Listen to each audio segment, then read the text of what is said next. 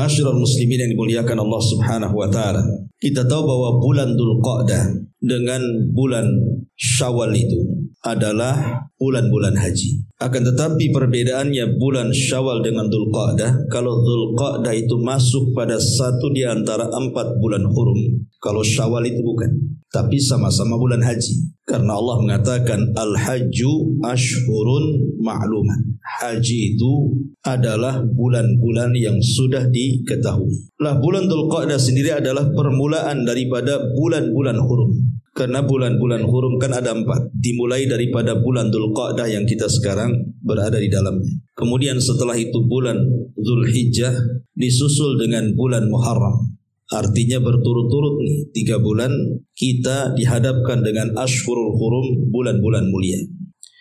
Dan yang satu terpisah bulan Rajab, bulan di antara Jumadil Akhir dan juga Sya'ban. Dan itu tertuang dalam ayat Al-Quran di surah At-Taubah, tepatnya pada ayat 36, di mana Allah Subhanahu wa taala berfirman, "Inna iddatasy syuhuri indallahi 12 syahran fi kitabillah. Yauma khalaqas samawati wal ardh minha arba'atun hurum. Dzalika ad-dinul qayyim fala tadlimu fihinna anfusakum." Sesungguhnya bilangan bulan di sisi Allah Subhanahu wa taala tatkala Allah menciptakan langit dan bumi itu ada 12 bulan, dan itulah ketentuan agama Allah yang lurus. Minha arba'atun hurum, dari 12 bulan itu ada 4 bulan mulia. Kemudian Allah tutup ayatnya, fala tadlimu fihinna anfusakum, maka janganlah kalian berlaku zalim di 4 bulan suci atau mulia tersebut. Dari ayat ini sudah kita ketahui bahwa bulan Dzulqa'dah itu keutamaannya karena dia satu di antara 4 bulan yang dianggap hurum, suci dan mulia di hadapan Allah Azza wa Jalla. Makanya kenapa bulan itu disebut Dzulqa'dah? Karena orang-orang jahiliyah itu mereka yaq'uduna 'anil qital. Mereka duduk-duduk tidak mau perang. Orang-orang Arab jahiliyah itu kalau datang bulan Dzulqa'dah mereka duduk-duduk. Dari kalimat qa'adah. Qa'adah itu artinya duduk. Makanya karena mereka tidak mau perang, bulan itu disebut Dzulqa'dah. Sampai-sampai kalau seandainya ada seorang yang membunuh orang tua orang lain di hadapan dia, umpamanya ibunya dibunuh atau bapaknya dibunuh, maka walaupun orang-orang jahiliyah itu di atas kesyirikan, mereka tidak mau balas dendam di bulan Dzulqa'dah. Kenapa? Karena mereka tahu bahwa itu bulan sakral, bulan dilarang tidak boleh perang. Itu di masa jahiliyah diagungkan. Lah di masa Nabi SAW diangkat menjadi Nabi dan Rasul pun diagungkan juga. Bahkan dicantumkan dalam At-Taubah 36 tadi. Dan Nabi SAW kemudian menjelaskan dalam hadis yang sahih ketika berkhutbah di padang Arafah, di mana Nabi SAW mengatakan, "Inna zaman qad istadara alaikum kahayati yauma khalaqas samawati wal ardh." Sesungguhnya zaman atau waktu itu berputar kepada kalian sejak Allah menciptakan langit dan bumi. Kemudian di ujung hadis Rasul mengatakan, "Minha arba'atun hurum, salasatun mutawaliyatun, Dzulqa'dati wa Dzulhijjati wal Muharram, war Rajabul Mudhar, bainal Jumada wa Sya'ban." Kemudian Rasul memerinci tentang 4 bulan yang dianggap suci dalam At-Taubah 36 itu. Rasul mengatakan 3 bulan letaknya berturut-turut dan satu terpisah. Dzulqa'dah, Dzulhijjah dan Muharram. Kemudian disusul dengan Rajab Mudhar. Kenapa disebut Mudhar? Mudhar itu kabilah. Di zaman jahiliyah mereka sangat mengagungkan bulan Rajab. Adapun kabilah-kabilah yang lainnya terkadang mereka tidak mengagungkan bulan Rajab. Makanya kemudian karena pengagungan kabilah Mudhar kepada bulan Rajab, makanya Rasul mengaitkan Rajab Mudhar yang terletak di antara Jumadil Akhir dan bulan Sya'ban. Dan di sini kita tahu bahwa keistimewaan bulan Dzulqa'dah karena dimuliakan sejak zaman jahiliyah dan setelah Islam dan sampai hari ini, bahkan sampai kiamat dibangkitkan. Taib, ma'asyiral muslimin yang dimuliakan Allah Subhanahu wa taala.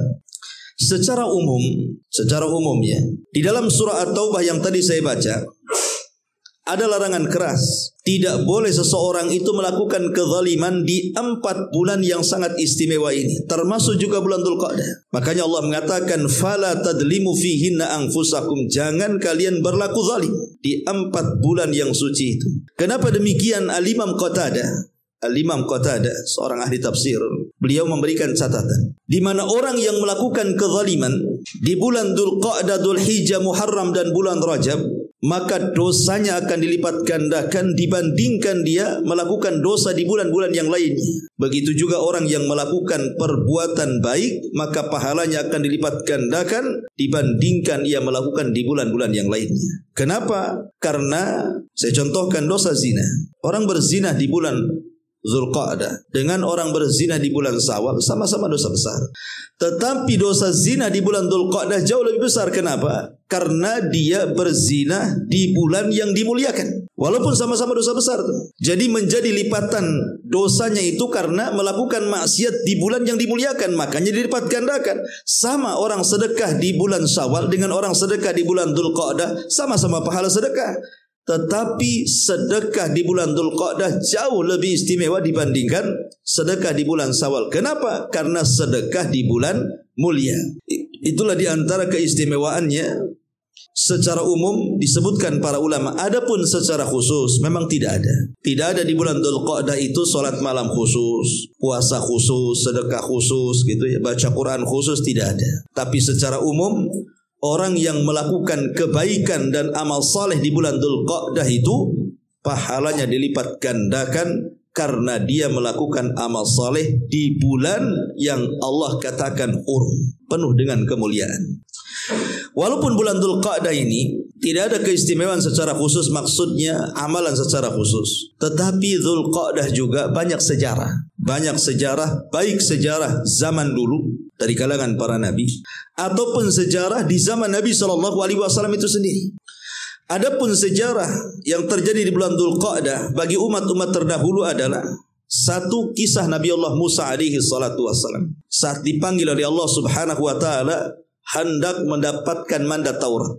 Dan Nabi Musa ketika kemudian sampai di Ardut Tih dan tidak bisa keluar dari situ, maka Allah Subhanahu wa taala kemudian hendak memberikan undang-undang untuk diterapkan di tengah-tengah Bani Israel. Maka Musa disuruh untuk datang ke Bukit Tur, Bukit Saina, Tur Sina, yang selalu dijadikan sumpah dalam Al-Quran. Wa Tur wa kitabim mastur. Berangkatlah Nabi Musa menuju Bukit Saina. Maka Nabi Musa diperintahkan untuk berpuasa selama 30 hari. Maka Musa pun kemudian berpuasa 30 hari. Kemudian ditambah 10 hari lagi menjadi 40 hari. Dan itu disyaratkan dalam Al-Quran. Wa wa'adna Musa 30 laylatan. Thumma atmamnaha bi ashrin wa tamma miqatu rabbih 40 laylatan. Dan ingatlah ketika kami berjanji kepada Musa 30 hari. Kemudian kami menyuruh untuk menyempurnakannya dengan 10 hari. Maka lengkaplah pertemuan Musa dengan Allah Subhanahu wa ta'ala selama 40 hari. Ulama tafsir mengatakan bahwa 30 hari ketika Nabi Musa berpuasa itu tepat di bulan Dzulqa'dah. Jadi Musa itu berpuasa dari mulai awal bulan Dzulqa'dah sampai akhir bulan Dzulqa'dah selama 30 hari. Adapun yang 10 hari sebagai penyempurna itu 10 awal bulan Dzulhijjah. Jadi bagi umat terdahulu bulan Dzulqa'dah dan bulan Dzulhijjah itu sangat istimewa. Kenapa? Karena disitulah sejarah Taurat turun. Dan Musa berdialog langsung dengan Allah Subhanahu wa ta'ala sehingga disematkan kepada Musa Kalimur Rahman, Nabi yang berbicara langsung dengan Allah Subhanahu wa ta'ala. Ini yang pertama. Yang kedua, kisah tentang pembangunan Ka'bah. Kisah tentang pembangunan Ka'bah, di mana Ibrahim alaihi salatu wassalam ketika menziarah Ismail. Sering saya katakan berapa kali Ibrahim ziarah dari Palestina ke Mekah? 5 kali. Salah satunya adalah ketika Nabi Ibrahim hendak membangun Ka'bah. Beliau datang dari Palestina ke Mekah setelah Ibrahim dewasa. Kemudian Ibrahim alaihi salatu wassalam meminta Ismail untuk membantu dalam rangka pembangunan Ka'bah. Maka Ismail pun kemudian mengikuti arah ayahnya. Kemudian keduanya meninggikan bangunan Ka'bah. Dan ini disyaratkan dalam Al-Quran.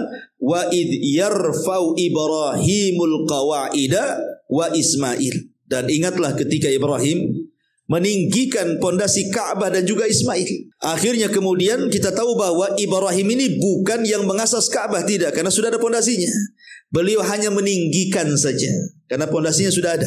Karena ada khilaf di antara ulama siapa yang pertama kali membangun Ka'bah. Yang mengatakan malaikat, kemudian roboh, kemudian dibangun Adam, kemudian roboh lagi dibangun Sith, kemudian roboh lagi dibangun berikutnya sampai kepada masa Ibrahim alaihi salatu wassalam. Jadi Ibrahim itu bukan membangun dari awal tetapi meninggikan Ka'bah bersama putranya, dan itu terjadi di bulan Zulqa'dah. Ini kutipan dari sejarah lama. Tapi kalau kita melihat sejarah Nabi SAW, banyak juga peristiwa yang terjadi di bulan Dzulqa'dah itu. Di antaranya yang pertama adalah wafatnya Abu Talib, ammun Nabi SAW.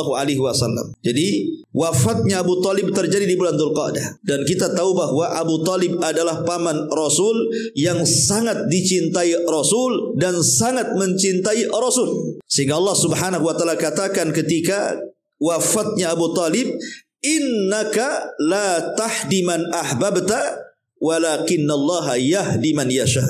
Wahai Muhammad, engkau tidak bisa memberikan hidayah kepada orang yang kau cintai, tapi Allah lah yang akan memberikan hidayah kepada siapa yang dikehendaki. Kenapa Allah turunkan ayat ini?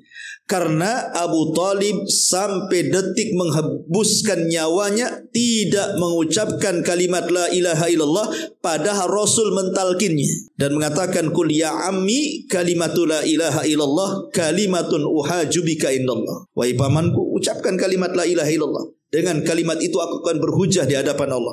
Tapi sampai menghembus nyawa terakhir, Abu Talib tidak kunjung mengucapkan kalimat itu, sehingga sepakat ahli sunnah kecuali orang Syiah bahwa Abu Talib itu mati kafir. Maka Nabi SAW sedih dengan kematiannya, berdoa kepada Allah agar Allah mengampuni dosa-dosanya.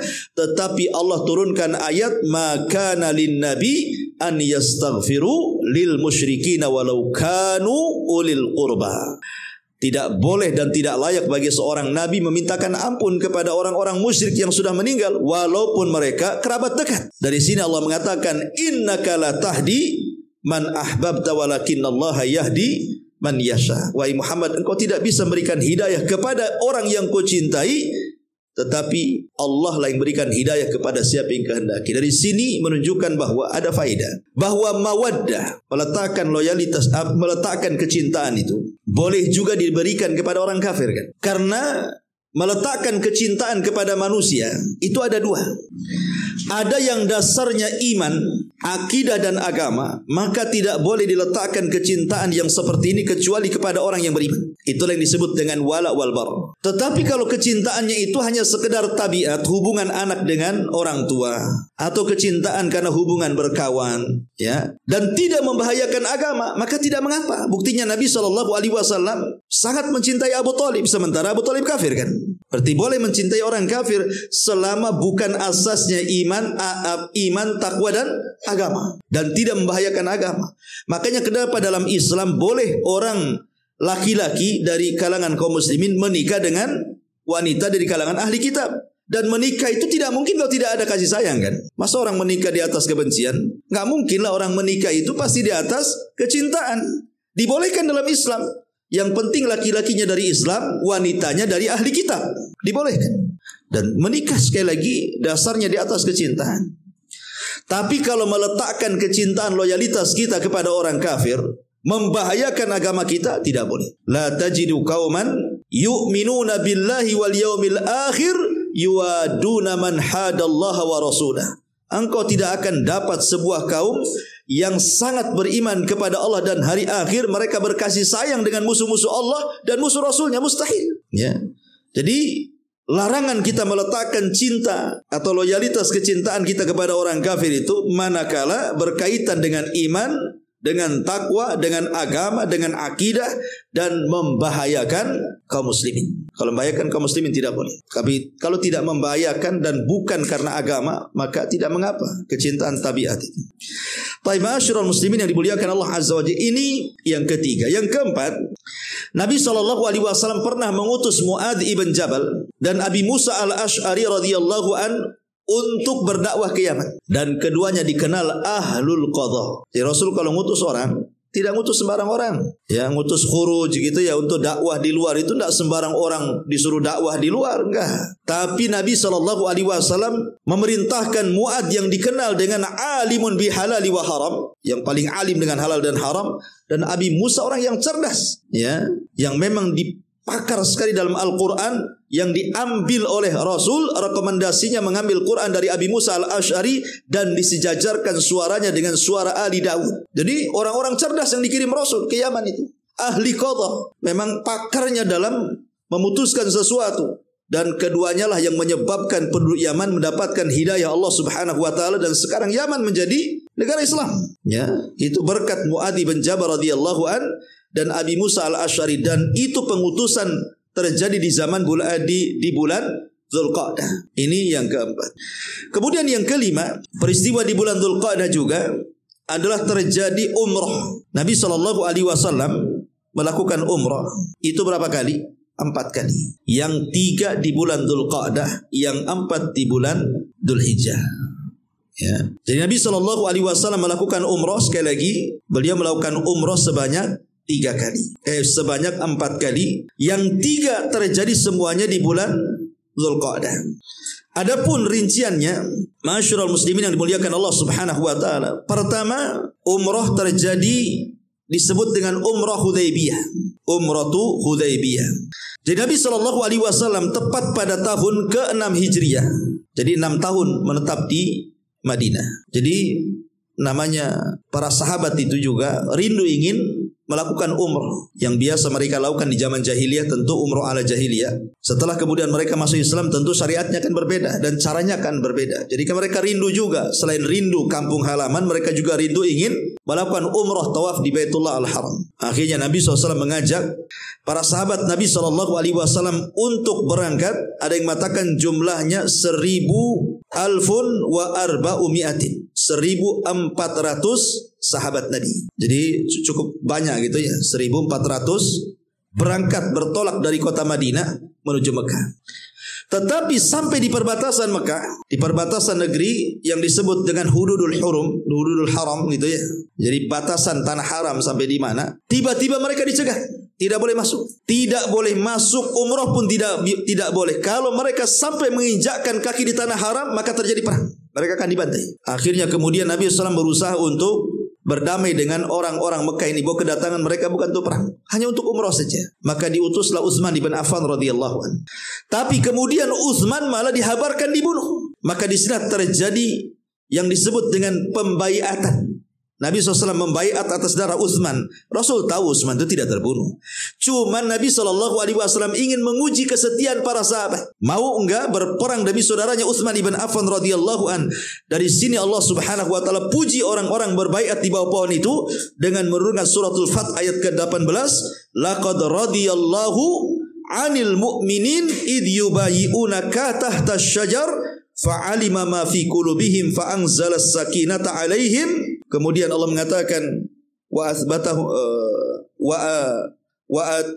fa'anzalallahu sakinata 'alaihim wa asbatahu fathan qariban. Dan sungguh Allah Subhanahu wa taala sangat ridha dengan orang-orang yang beriman saat mereka berbaiat di bawah pohon. Maka Allah tahu di hati-hati mereka, maka Allah turunkan ketenangan kepada mereka, wa asabahum fathan qariba, dan Allah janjikan kepada mereka kemenangan yang dekat. Wa asabahum fathan qariba, artinya ini dijanjikan bahwa kelak kemenangan itu akan datang kepada kaum muslimin, walaupun sekarang ini mereka terdesak gitunya. Sehingga terjadi perjanjian yang disebut dalam sejarah dengan perjanjian Hudaybiyah, dan itu terjadi di bulan Dzulqa'dah. Ini umrah yang pertama, sebut umrah Hudaybiyah. Tapi tidak jadi karena tidak bisa masuk. Berakhir dengan perjanjian. Lah dalam perjanjian Hudaybiyah itu tertuang mereka boleh umrah tahun depannya, yang disebut dengan umratul qadha. Dan umrah qadha pun terjadi pada tahun ke-7 Hijriahnya. Itu pun mereka bertolak dari bulan Dzulqa'dah. Ya, umratul qadha namanya. Ya. Ma'asyiral muslimin yang dimuliakan Allah Subhanahu wa taala. Baru kemudian umrah yang ketiga namanya umrah Ji'ranah setelah perang Hunain. Setelah perang Hunain, maka Nabi SAW kemudian bertolak ke Mekah untuk umrah yang disebut dengan umrah Ji'ranah itu. Dan itu terjadi di bulan Dzulqa'dah. Adapun yang keempat, umrah yang disertakan dengan haji itu terjadi di bulan Dzulhijjah. Berarti 3 kali umrah terjadi di bulan Dzulqa'dah. Dan itu terjadi di bulan Dzulqa'dah. Artinya inilah juga di antara sejarah yang terjadi di bulan Dzulqa'dah, umrahnya Nabi SAW. Ini yang kelima. Kemudian yang keenam, peristiwa yang keenam yang terjadi di bulan Dzulqa'dah, ya, disebutkan juga Nabi SAW menikah dengan Zainab bintu Jahsin.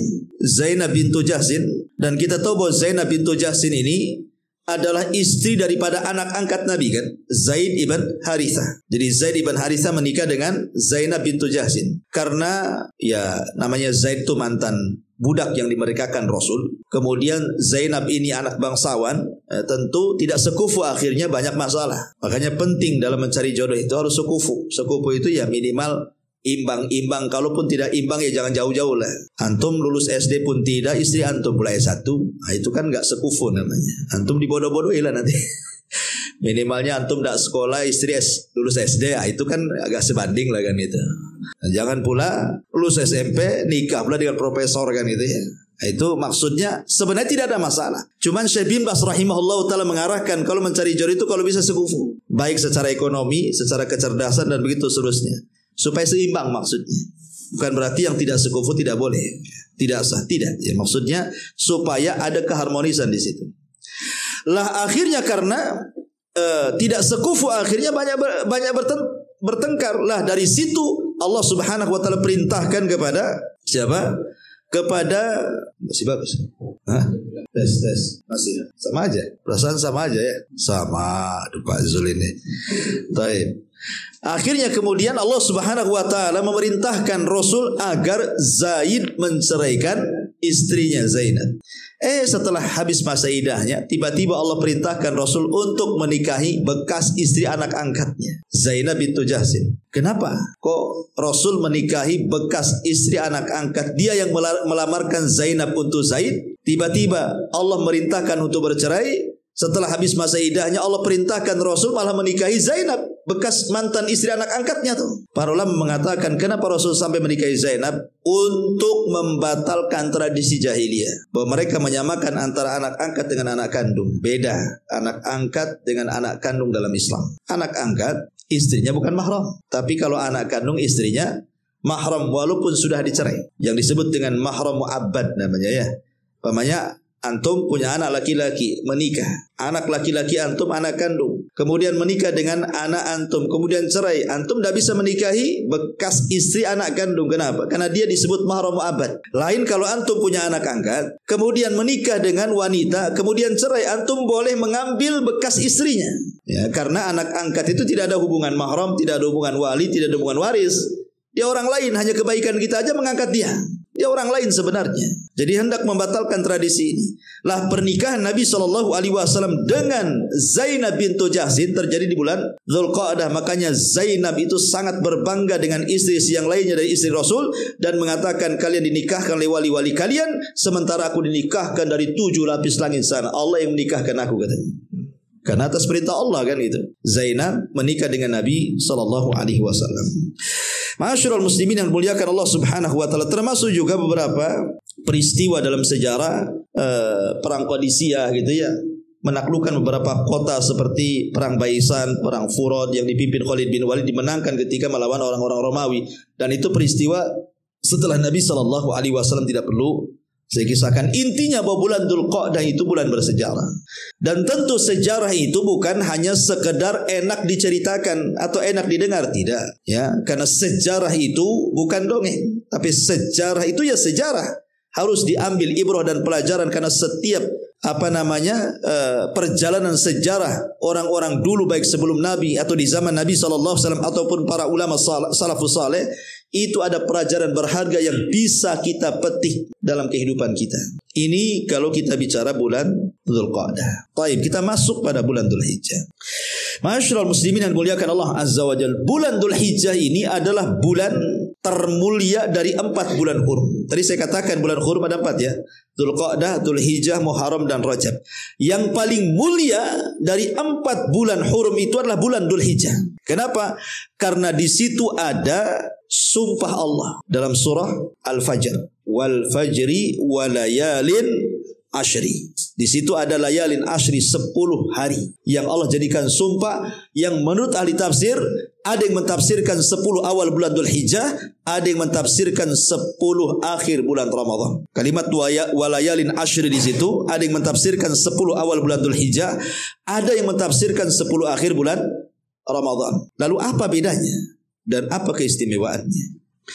Kalau bicara malam, maka 10 akhir Ramadan lebih afdal dibandingkan 10 awal bulan Dzulhijjah. Itu kalau cerita malam.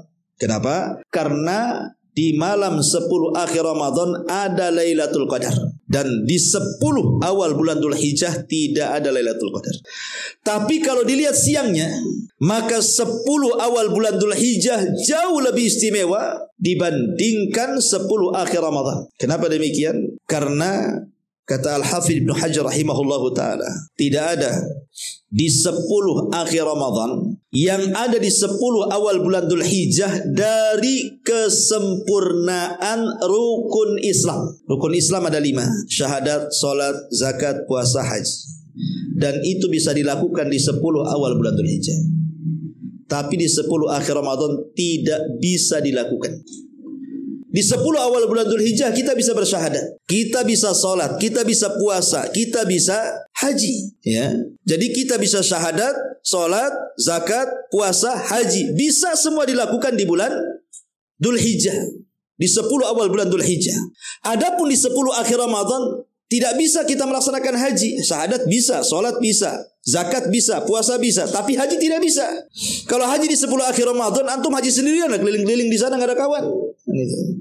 Tapi kalau haji di awal bulan Dzulhijjah, di 10 awal bulan Dzulhijjah, maka akan rame-rame itu. Dan haji itu dimulai dari hari tarwiyah pada tanggal 8 Dzulhijjah bertolaknya. 8, 9, 10, 11, 12, 13. Berakhir di 13 Dzulhijjah atau di akhir hari tasyrik. Jadi haji itu 6 hari saja. 8, 9, 10, 11, 12, 13. Ada yang sampai tanggal 12 saja 5 hari. Ada yang sampai 6 hari. Jadi haji itu bisa 5 hari, bisa 6 hari. Dimulai dari 8 sampai tanggal 13. Dan itu ada di bulan Dzulhijjah. Makanya kata Al-Hafidz Ibnu Hajar, inilah yang menjadikan kemudian bulan Dzulhijjah itu terutama 10 awalnya sangat istimewa melebihi 10 akhir Ramadan. Karena disitulah seseorang bisa menyempurnakan rukun Islam yang tidak bisa disempurnakan di bulan Ramadan. Luar biasa. Ya, dan ingat, harusnya seorang muslim menyambut bulan Dzulhijjah ini dengan penuh kebahagiaan. Masa kita menyambut Agustusan saja dengan gegap gempitanya luar biasa gitu ya. Setiap RT mempersiapkan bendera, umbul-umbul, macam-macam itu. Ya, sampai pawainya, sampai karnavalnya, wah semua disiapkan itu untuk kemerdekaan negeri kita. Kemudian juga kalau ada pekan olahraga, ntar lagi ada bola ini, ada bola dunia datang ke negeri kita. Udah ramai itu kan, dipersiapkan tuh anggarannya, lapangannya, tiketnya, macam-macam. Coba bayangkan. Ini urusan dunia ya kawan. Kok bisa disiapkan sedemikian rupa? Lah sementara bulan Dzulhijjah ini bulan yang sangat mulia dari 4 bulan yang sangat mulia. Kalau di bulan Ramadan kita mempersiapkan terkadang mungkin sebulan sebelumnya bulan Sya'ban itu kita sudah siapkan dengan kajian-kajian Ramadan, dengan persiapan Ramadan. Kenapa kita tidak persiapkan juga di bulan Dzulhijjah ini? Padahal Nabi SAW dengan tegas mengatakan, "Ma min ayyamin al-amalus salihu ahabbu ilallah min hadhil ayyamil ashri." Tidak ada hari-hari yang amal saleh di dalamnya lebih dicintai Allah Subhanahu wa taala melebihi amal saleh yang dilakukan di 10 awal bulan Dzulhijjah. Sampai-sampai sahabat mengatakan, "Ya Rasulullah, walal jihadu fi sabilillah." Rasul, sebandingkah pahala dengan jihad? Kenapa mereka membandingkan dengan jihad? Karena di mata para sahabat tidak ada amalan yang lebih mulia melebihi jihad. Sampai-sampai Rasul mengatakan, "Sanamul Islam." Puncak daripada Islam itu adalah jihad fi sabilillah. Sehingga itulah yang dipandang paling tinggi amalannya adalah jihad. Sehingga Rasul mengatakan, samakah amalan orang yang beramal di 10 awal bulan Dzulhijjah itu dengan pahala jihad? Kata sahabat. Kata Rasul, tidak. Masih besaran pahala orang yang beramal di 10 awal bulan Dzulhijjah. Kecuali, kata Rasul, kecuali kalau yang berjihad ini kharaja bi nafsihi wa malihi wa lam yarji' min dzalika bi syai'in. Kecuali kalau orang yang jihad itu dia bawa seluruh hartanya, dia habiskan seluruh hartanya dan dia serahkan jiwanya, alias syahid dan tidak pernah kembali ke rumahnya, baru sebanding. Dan rata-rata orang yang jihad tidak mungkin bawa harta, karena hartanya untuk orang-orang yang ditinggalkannya, kan itu ya. Jarang orang jihad itu bawa harta. Kalaupun bawa harta mungkin sedikit. Tetapi yang membawa harta, semua hartanya dilenyapkan untuk fisabilillah dan jiwanya juga diserahkan kepada Allah Azza wa Jalla, itu jarang. Lah kalau seandainya kemudian orang yang berjihad ini membawa seluruh hartanya dan raganya dan jiwanya, kemudian tidak pernah kembali alias syahid, baru sebanding. Baru sebanding itu pahalanya. Jadi kalau orang baca Quran di 10 awal bulan Dzulhijjah sebanding dengan orang yang jihad membawa harta dan jiwanya dan tidak pernah kembali ke rumahnya. Kalau orang bersedekah di awal bulan Dzulhijjah tanggal 1 sampai tanggal 10, maka pahalanya sebanding dengan orang yang jihad membawa harta dan jiwanya dan tidak pernah kembali. Sebutkan amal apapun yang antum lakukan dari tanggal 1 sampai tanggal 10 bulan Dzulhijjah, pahalanya sama dengan orang yang jihad membawa harta dan jiwa dan tidak pernah kembali ke rumahnya.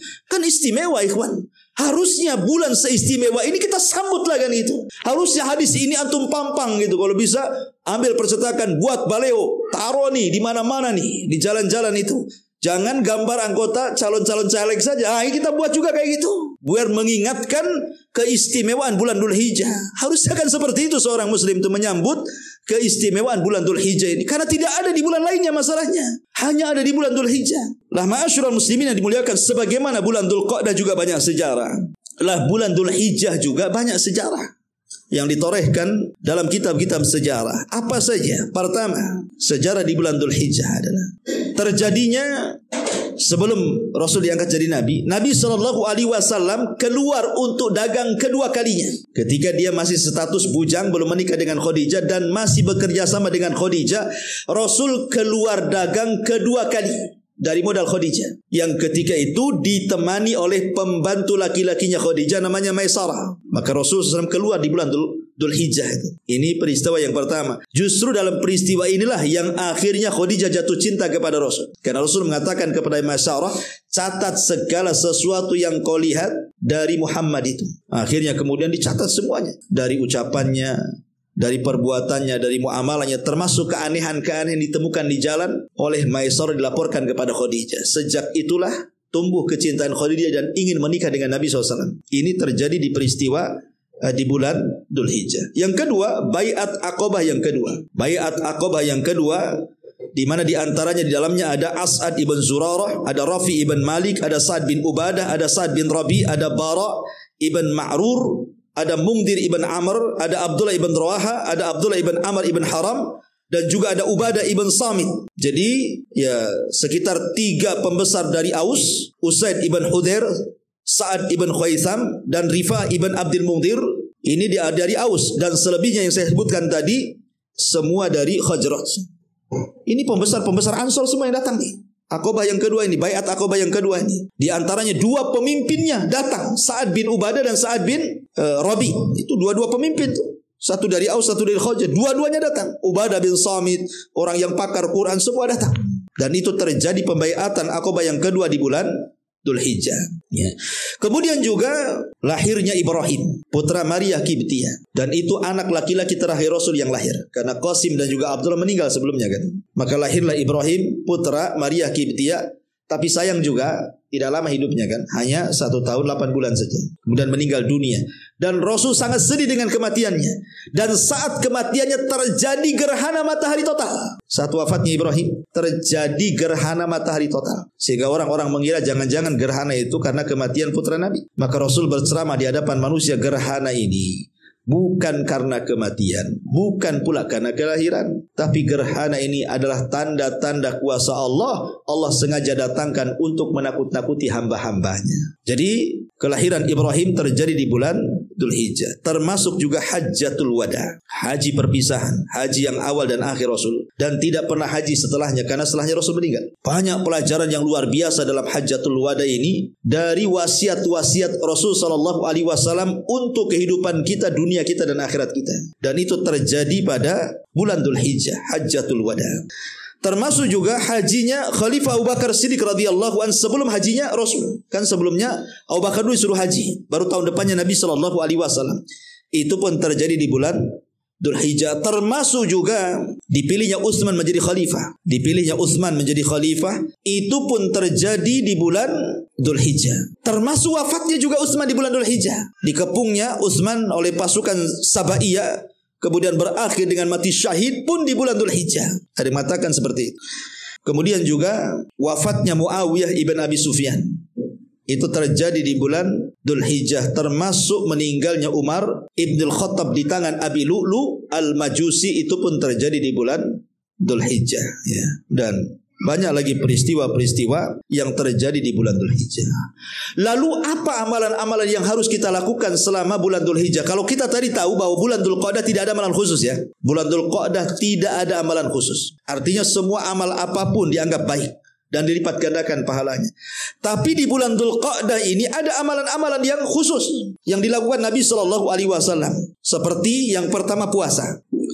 Di situ ada puasa Arafah. Ada puasa Arafah, di mana Nabi sallallahu alaihi wasallam menganggap puasa Arafah itu adalah puasa yang memiliki pahala luar biasa, bisa menghapuskan dosa kita. Tetapi puasa Arafah itu bagi yang tidak wukuf. Ingat ya, kalau yang wukuf ya tidak puasa, maksudnya yang haji. Maksudnya puasa itu yang di luar orang wukuf, seperti kita ini yang tidak haji.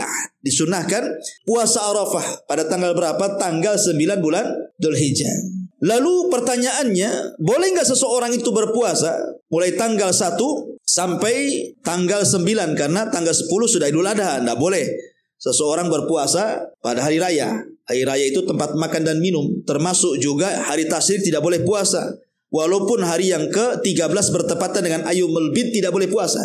Tapi pertanyaannya, boleh nggak kita puasa mulai tanggal 1? Tanggal 1 Dzulhijjah, tanggal 2, tanggal 3 sampai tanggal 8 pemanya. Karena tanggal 9-nya sudah puasa Arafah. Ya. Ini yang menjadi polemik para ulama. Karena ada dua riwayat. Pertama riwayat Aisyah radhiyallahu anha yang mengatakan, "Ma ra'aitu Rasul sallallahu alaihi wasallam sha'iman fil asriqat." Aku tidak pernah melihat Rasul berpuasa di 10 awal bulan Dzulhijjah sedikit pun, kata Aisyah. Aisyah mengingkari, tidak ada puasa dari tanggal 1 sampai tanggal 8. Kecuali tanggal 9 karena ada Arafah gitu ya. Tetapi masalahnya di sana ada hadis Hafsah bintu Umar, salah satu istri Nabi juga. Aisyah istri Nabi, Hafsah juga istri Nabi.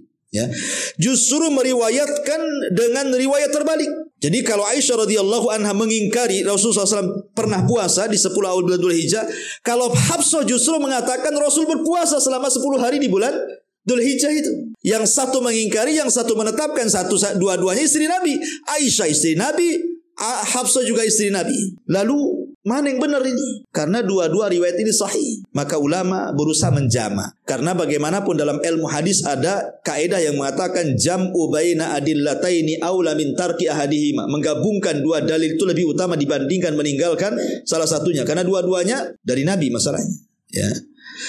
Maka yang pertama, kalau ada pertentangan yang satu menetapkan dan yang satu menolak, maka yang menetapkan lebih utama dibandingkan yang menolak. Al-musbit muqaddam ala nafi. Ya, itu kaidah usul. Yang menetapkan lebih utama dibandingkan yang menolak. Yang menetapkan hadisnya Ummu Salamah. Sementara hadis Aisyah yang menafikan, berarti kita lebih mendahulukan hadis Hafsah ataupun hadis Ummu Salamah radhiyallahu anha daripada hadis Aisyah ummul mukminin radhiyallahu anha.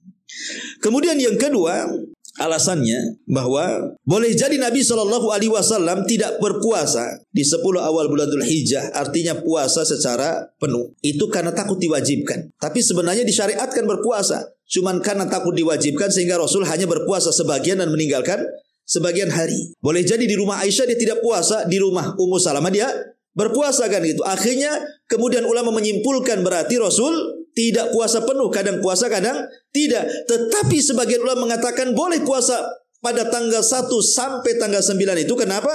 Karena meninggalkan Rasul sebagian puasa itu karena takutnya diwajibkan. Sebagaimana kenapa sholat tarawih berjamaah Rasul cuma 3 hari dan tidak 1 bulan, tapi di zaman Umar 1 bulan karena dikhawatirkan tarawih wajib masalahnya. Begitu juga ini masalah puasa. Rasul hanya puasa sebagian, meninggalkan sebagian. Berpuasa sebagian mengambil hadis dari Hafsah atau Ummu Salamah, sementara tidak berpuasa karena mengambil hadis Aisyah, kan begitu. Tapi boleh jadi tidak puasanya Rasul karena takut diwajibkan. Kalau tidak takut diwajibkan, tentu sudah Rasul itu paling semangat ibadah, pasti dia akan puasa selama itu. Ya, ini juga jawaban yang kedua.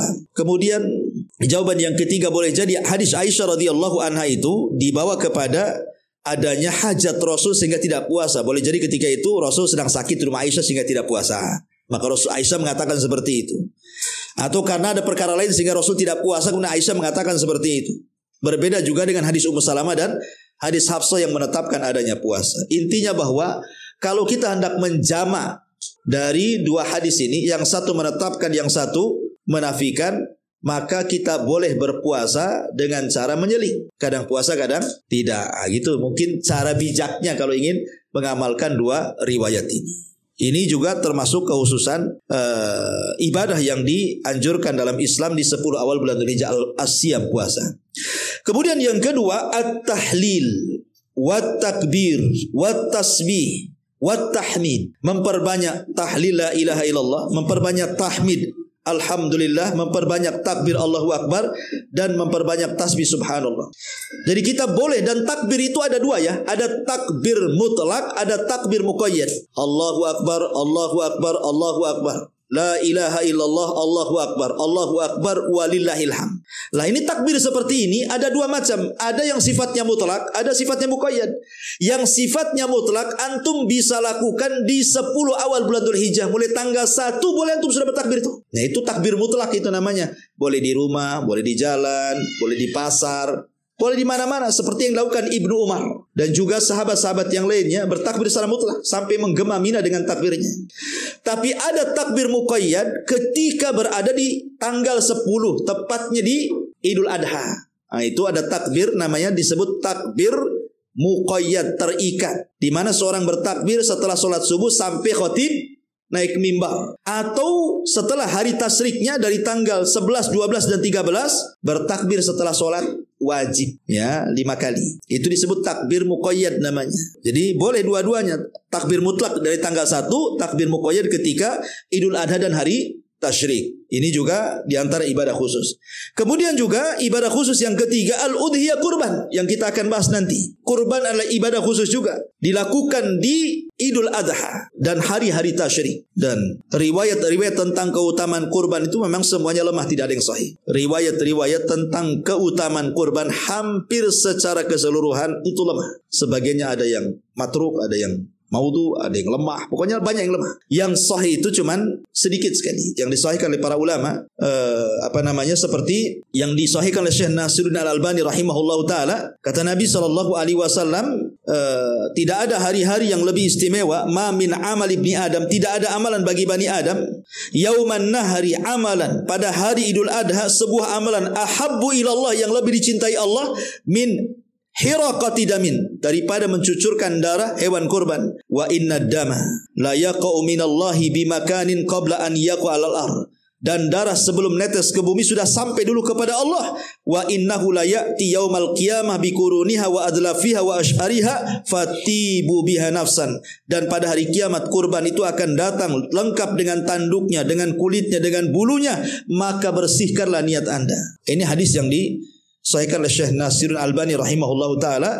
Selebihnya hadis-hadisnya banyak yang lemah. Nanti saya akan sebutkan ketika membahas tentang hukum-hukum kurban. Nah, kita akan mengambil poin dikit saja bahwa kurban ini ibadah khusus. Makanya dari sekarang kita sudah mengumpulkan dana. Ingat bahwa harta kita bukan milik kita, milik Allah. Harta saya, harta antum, harta siapapun itu milik Allah. Rumah kita loh milik Allah. Uang kita milik Allah, apartemen kita milik Allah. Kalau yang punya kekayaan semua milik Allah. Allah hanya minta setiap tahun itu bersyukur. Ya, dengan cara apa? Berkorban. Tidak bisa dengan unta, dengan sapi. Tidak bisa dengan sapi, dengan kambing. Ya, hanya itu saja keinginan Allah Subhanahu wa taala. Karena korban itu bukan seumur hidup 1 kali, tapi setiap tahun kewajibannya. Maka bersyukurlah Bagi orang-orang yang diberikan kekayaan, berkorbanlah. Itu bentuk syukur kita kepada Allah Subhanahu wa taala. Termasuk juga ibadah haji. Itu ibadah khusus di bulan Dzulhijjah. Di sana ada hari Tarwiyah, ada hari Arafah, dan hari-hari yang banyak dalam pelaksanaan ibadah haji itu yang nanti banyak keistimewaan kalau dijelaskan. Seperti hari Arafah saja, bagaimana Rasul mengatakan tidak ada setan itu direndahkan, dihinakan melebihi 2 waktu. Pertama hari Arafah dan kedua perang Badar. Itu betul-betul setan dihinakan di situ. Perang Badar setan dihinakan. Kenapa? Karena malaikat turun. Makanya orang yang menjelma setan, menjelma Syekhun Najd, akhirnya lari. Ya, dan mengatakan kepada orang-orang Quraisy, "Inni bari'um minkum," saya berlepas diri dari kalian. Kenapa? Karena takut malaikat. 5.000 malaikat dipimpin Jibril turun di perang Badar. Setan terhina. Yang kedua pada hari Arafah. Karena pada hari Arafah semua orang berdoa minta ampun kepada Allah dan Allah turunkan rahmat dan para malaikat turun sehingga setan merasa terhina di hari Arafah ini. Dan banyak keistimewaan hari Arafah. Ini saja ikhwatu fillah muliakan Allah Subhanahu wa taala tentang keistimewaan bulan Dzulqa'dah dan bulan Dzulhijjah. Adapun hukum-hukum seputar udhiyah kurban insyaallah kita akan lanjutkan di minggu depan.